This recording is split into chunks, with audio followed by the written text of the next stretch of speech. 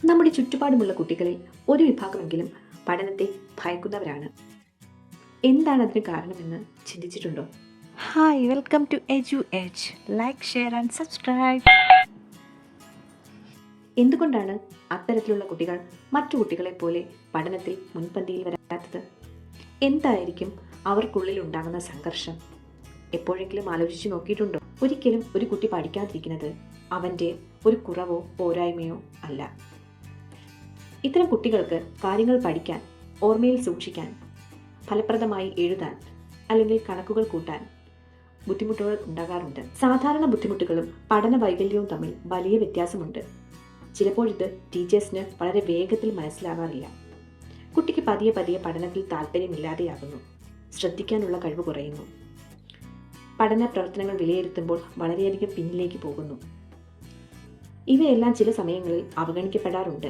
ഒരു കുട്ടിയെ സംബന്ധിച്ച് അവൻ കുറവ് മാർക്ക് മേടിക്കുമ്പോഴും അതല്ലെങ്കിൽ അവനെ എഴുതി ഫലിപ്പിക്കാൻ കഴിയാത്ത സിറ്റുവേഷനുകളിലും നാം അവരെ ശകാരിക്കുകയല്ല വേണ്ടത്.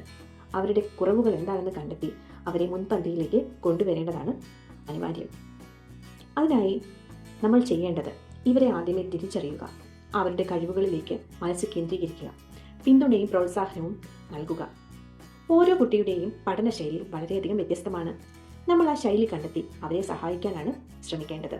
കുട്ടികളുടെ പഠനത്തിൽ ബുദ്ധിമുട്ടുകൾ അനുഭവപ്പെടുന്നത് മാതാപിതാക്കളുടെ ശ്രദ്ധയിൽ വരികയാണെങ്കിൽ ഒരിക്കലും അവരെ കുറ്റപ്പെടുത്തുകയല്ല ചെയ്യേണ്ടത്.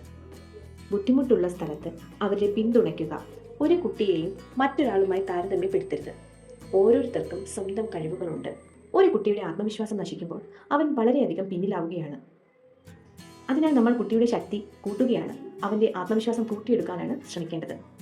അതിന് അധ്യാപകരും മാതാപിതാക്കളും ഒരുപോലെ ശ്രമിക്കണം. ഈ ചാനലിലൂടെ ഞാൻ നിങ്ങളുമായി കൂടുതൽ വിഷയങ്ങൾ പങ്കുവയ്ക്കുവാൻ ശ്രമിക്കും. കുട്ടികളുടെ വിദ്യാഭ്യാസം, മാനസികാരോഗ്യം, അവരെ പിന്തുണയ്ക്കേണ്ട മാർഗങ്ങൾ തുടങ്ങിയവയെക്കുറിച്ച് നിങ്ങളുമായി ഞാൻ ചർച്ച ചെയ്യും. നിങ്ങൾക്ക് ഈ വീഡിയോ ഉപയോഗപ്രദമായി തോന്നിയാൽ ലൈക്ക് ചെയ്യാനും ചാനൽ സബ്സ്ക്രൈബ് ചെയ്യാനും മറക്കല്ലേ.